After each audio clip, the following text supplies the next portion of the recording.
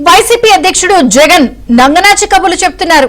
తాను ముఖ్యమంత్రిగా ఉన్న సమయంలో చంద్రబాబు పవన్ కళ్యాణ్ పర్యటనలకు ఎప్పుడైనా అడ్డు పెట్టానా, ఆంక్షలు విధించానా అని ప్రశ్నించడం అందరినీ ఆశ్చర్యంలో ముంచెత్తింది. ఇటువంటి అమాయకపు ప్రశ్నలు వేసిన జగన్ గతాన్ని మర్చిపోయారని టీడీపీ తీవ్ర ఆగ్రహం వ్యక్తం చేస్తోంది.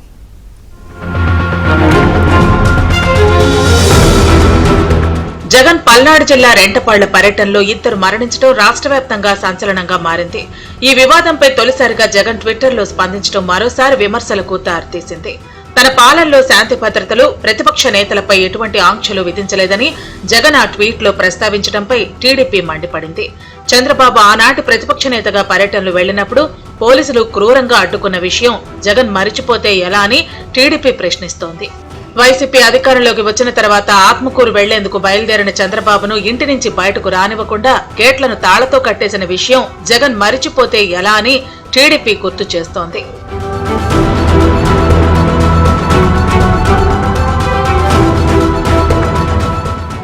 ఇక విశాఖపట్నంలో ఎయిర్పోర్ట్ లో చంద్రబాబును నిలిపివేసిన ఘటనలు, తిరుపతి ఎయిర్పోర్ట్ లోని నేలపై కూర్చుని చంద్రబాబు నిరసన వ్యక్తం చేసిన విషయం జగన్ ఎలా మర్చిపోయారని రాష్ట్ర హోంమంత్రి అనిత ప్రశ్నించారు. ప్రతిపక్ష పార్టీగా ఉన్న జనసేన అధినేత పవన్ కళ్యాణ్ ను విశాఖపట్నంలోని ఓ హోటల్లో నిర్బంధించిన వైనాన్ని, విజయవాడకు వస్తున్న పవన్ ను జగ్గేపేట వద్ద జాతీయ రహదారి వద్ద అడ్డుకున్న సంఘటనలు జగన్ కు గుర్తులేవా అని హోంమంత్రి అనిత నిలదీశారు. ఈయన ఈ రోజు ప్రతిపక్షాల గురించి మాట్లాడతారు. ఆ రోజు మేం ప్రతిపక్షాలు ఉండేటప్పుడు ఏ రకంగా చేశారు, ఆయనకి గుర్తు రాలేదా? ఆయనకి ఇందాక నేను ట్వీట్ పెట్టారని చెప్పారు. మేము ఆంక్షలు విధించామా అని అడిగారంట. నిజంగా ఒకసారి జగన్మోహన్ రెడ్డి గారు ప్లీజ్, నేను ఇంతకన్నా గట్టిగా మాట్లాడలేకపోతున్నాను, ఎందుకంటే నాకు జాలనిపిస్తుంది మిమ్మల్ని చూస్తూ ఉంటే. ఆంక్షలు విధించామా అనే ముందు ఒక్కసారి లాస్ట్ 5 years జరిగిన సిచ్యువేషన్స్, చలో ఆత్మకూరు అని చెప్పి ఒకటి పెడితే సాక్షాత్తు చంద్రబాబు నాయుడు గారు ఇంటి గేటుకి తాడులు కట్టిన పరిస్థితి మీరు మర్చిపోయారా అండి? వైజాగ్ పర్యటనకి చంద్రబాబు నాయుడు గారు వెళ్తే ఎయిర్పోర్ట్లోనే చంద్రబాబు నాయుడు గారిని మమ్మల్ని అందరినీ ఆపేసి మీకు వైసీపీ కార్యకర్తల చేత నానా మాటలు మాట్లాడించి నానా మాటలు దూషించి మమ్మల్ని అందరినీ కూడా ఎలా రోడ్డు మీద కూర్చోబెట్టారో మర్చిపోయారా అండి? ఇదే చంద్రబాబు నాయుడు గారు ప్రతిపక్ష నేత హోదాలో, ఆయన ప్రతిపక్ష నేత. ఈరోజు మీరు కాదేమో ప్రతిపక్ష హోదా లేదు మీకు, కానీ ఆయన ఆ రోజు ప్రతిపక్ష పార్టీ హోదాలో ఆ రోజు నాయకుడిగా తిరుపతి వెళ్తే, అదే తిరుపతి ఎయిర్పోర్ట్ నుంచి బయటికి కూడా రాకపోతే తిరుపతి విమానాశ్రయంలో ఆయన కూర్చొని ధర్నా చేసిన పరిస్థితి మీరు మర్చిపోయారు. లోకేష్ బాబు గారు పాదయాత్ర చేస్తే ఆయన పట్టుకున్న మైక్ని తీసుకెళ్లిపోయారు, ఆయన నుంచిన స్టూల్ని తీసుకెళ్లిపోయారు, ఆయన గురించి ఏదైనా స్టేజ్ కడితే స్టేజ్ని ఇప్పేశారు. అంటే ఇవన్నీ మీరు ఎలా మర్చిపోయారు? మరోవైపు పోలీసుల నోటీసులను ఉల్లంఘించి జగన్ ఎలా వస్తారని హోంమంత్రి నిలదీశారు. కనీసం దయ, జాలి, మానవత్వం లేకుండా కారు కింద పడి మరణించిన పరామర్శించటం కానీ ఆసుపత్రికి పంపలేకపోయిన జగన్ ను ఏమనాలని అనిత ప్రశ్నించారు. మీరు పిలిస్తే వచ్చిన పార్టీ కార్యకర్త, పైగా దళితుడైన సింగయ్య పట్ల కనీసం మానవత్వం లేకుండా వ్యవహరించిన తీరు మీరే ప్రశ్నించుకుంటే మంచిదని హితవు పలికారు.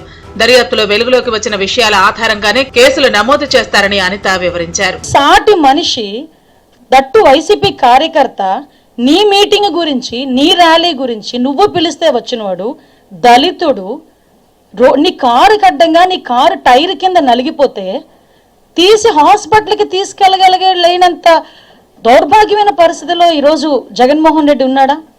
అంత నిర్దయగా జగన్మోహన్ రెడ్డి ఉన్నాడా?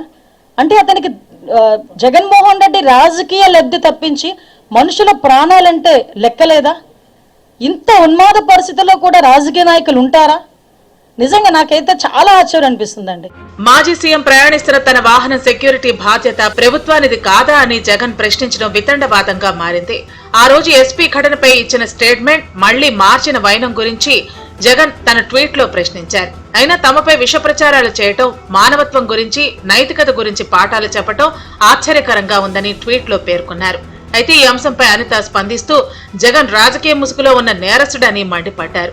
మాజీ ముఖ్యమంత్రిగా ఉన్న వ్యక్తి పరామర్శకు బయలుదేరి ర్యాలీ చేసుకుంటూ వెళ్లటం ఏంటని ప్రశ్నించారు. పైగా రఫా నరుకుతామని కార్యకర్త ప్రదర్శించిన ప్లకార్డును చూసి మీడియా ప్రశ్నిస్తే అందులో తప్పే ఉందని సమర్థించడం సిగ్గుచేటని అనిత మండిపడ్డారు.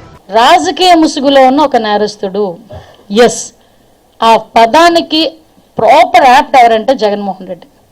ఒక రాజకీయ నేపథ్యం ఉన్న వ్యక్తి రాజకీయ ముసుగులో ఉంటే ఎలాంటి అనర్థాలు దారితీస్తాయో ఇప్పుడు జగన్మోహన్ రెడ్డి పర్యటనలు కూడా అలాగే మనం చూస్తున్నాం. గొర్రెపోతుల్ని నరికినట్టు గంగమ్మ జాతరలో గొర్రెపోతులు నరికినట్టు రప్పా రప్పా నరుకుతానని ఒకడంటే ఆ విషయం గురించి ఇలాంటి పత్రికా విలేకరులు ఎందుకంటే అలా తప్పేంటి అని అడిగాడంటే ఒకసారి అతని తాలూకా మానసిక పరిస్థితి ఒకసారి ఆలోచించేయండి.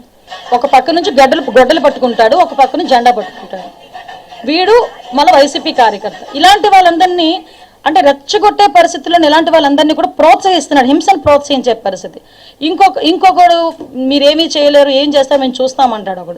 ఒకడేమో నరికేస్తామంటాడు, ఒకడు కోసేస్తామంటాడు.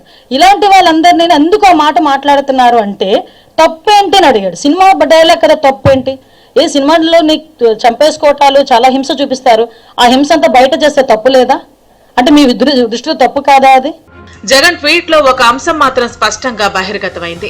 సింగయ్య కారు కింద పడి మరణించారని పేర్కొనడమే కాకుండా ఆ దురదృష్టకర సంఘటనను పార్టీ నేతలు తన దృష్టికి తీసుకువస్తే తాను 10 లక్షల ఆ కుటుంబానికి ఆర్థిక సాయం చేస్తానని చెప్పారే కానీ కనీసం అటువైపు వెళ్లి పరామర్శ కూడా చేయలేదని పరోక్షంగా అంగీకరించారు.